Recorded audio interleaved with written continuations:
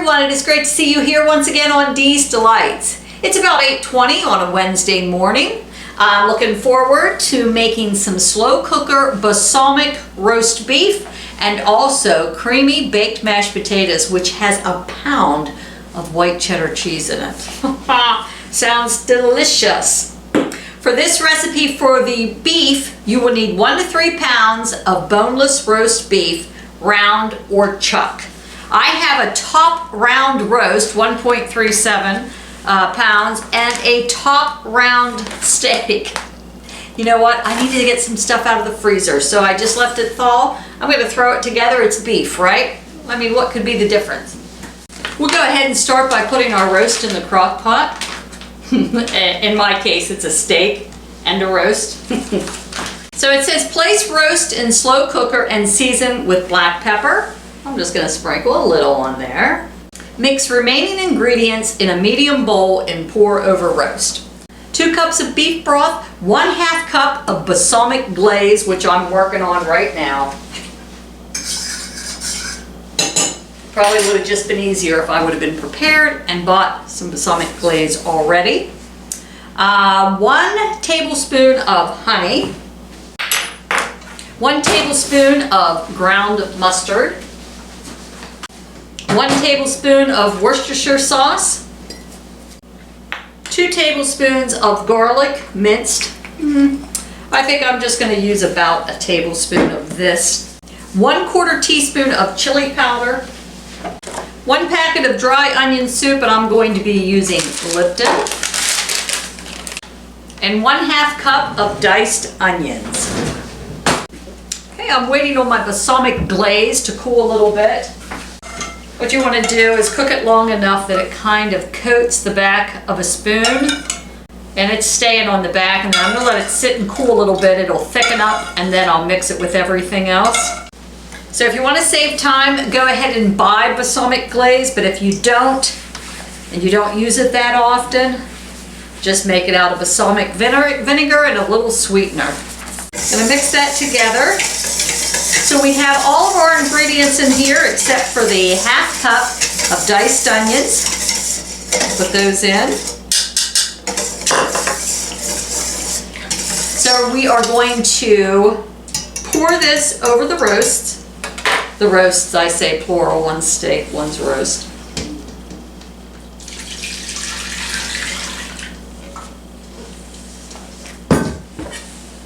And then you're going to cook it on high for 4 hours or low for 6 to 8. I'll probably cook it on low for about 7. All right, let's get the potatoes started. We still have about an hour and a half or so for the meat to cook. So what you're going to need for the creamy baked mashed potatoes is 3 pounds of russet potatoes. It says here peeled and halved. Well, once I peeled mine, I washed them. These are pretty big pieces of potato just to cut in half. She says to cook it for about 30 minutes until tender. We're not going to take that long. We're going to cut these puppies down a little bit. I don't want to be here all day. So just cut them into sizes that you think might take 15 minutes to cook instead. So in the meantime, go ahead and preheat your oven to 375 degrees. Put your potatoes in a pot and cover them with cold water. So what you want to do next is bring to a boil and simmer potatoes until cooked and tender. So depending on the size, it could take anywhere from 15 to 30 minutes. So I'll see you shortly. All right, once the potatoes are done, mine did end up taking about 30 minutes. So I guess she knew what she was talking about. I didn't believe her, but apparently she knew. All right, so I'm going to drain the potatoes. And we're going to keep it on a low heat. Add your potatoes back in. Add the butter, which is 1 stick, 1/2 cup. Add the sour cream, which is 1 cup. 1/2 cup of milk. Use 3 cups out of the 4 cups of cheese, which is white cheddar shredded, which would be equivalent to a 16-ounce bag. So just use 3/4 of that bag. Or like me, I shredded my own. We're going to save the rest of that for topping. Says a teaspoon of salt. I'm just going to sprinkle some on. Half teaspoon of pepper. There again, I'm just going to sprinkle a little on. Says a teaspoon of garlic powder and a teaspoon of onion powder. I'm just going to sprinkle some on. You'll need 2 teaspoons of dried thyme, and for garnish you can use some fresh parsley. I'm not going to garnish it. So what you're going to do is go ahead and mash your potatoes. I'm just going to use an actual masher. We'll see how that goes.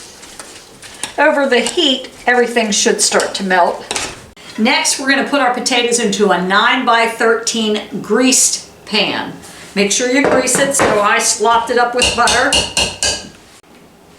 This is going to make a lot of potatoes. That's crazy. Then what you want to do is top with the remaining white cheddar cheese. That'll be about a cup that you have left over from the 4 cups. All right, so what we're going to do is bake it for 30 minutes. We're going to cover it with foil. Then we're going to remove the foil and bake it for another 15. I'm going to go ahead and shred my meat, and then make sure you pour the broth, the juices back over it, else it'll be dry. Doug loves the new apron, don't you, Doug? I love it. Says D and Doug. I love it.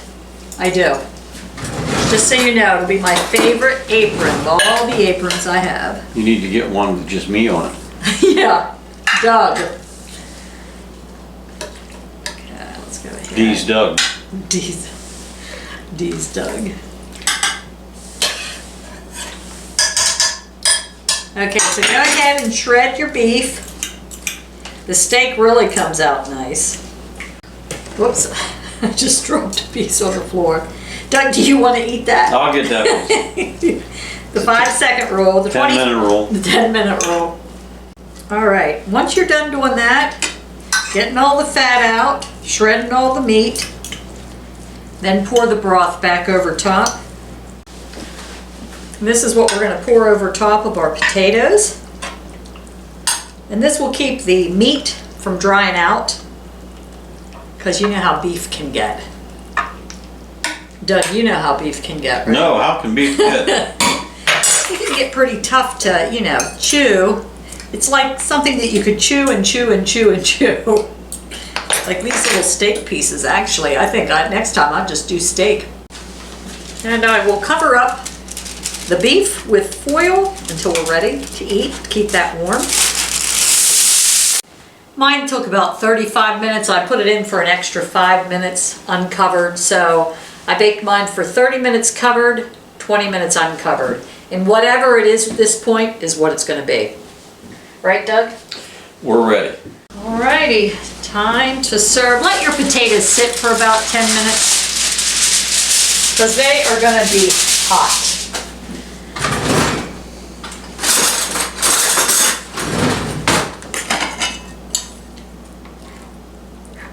That's a lot of cheese.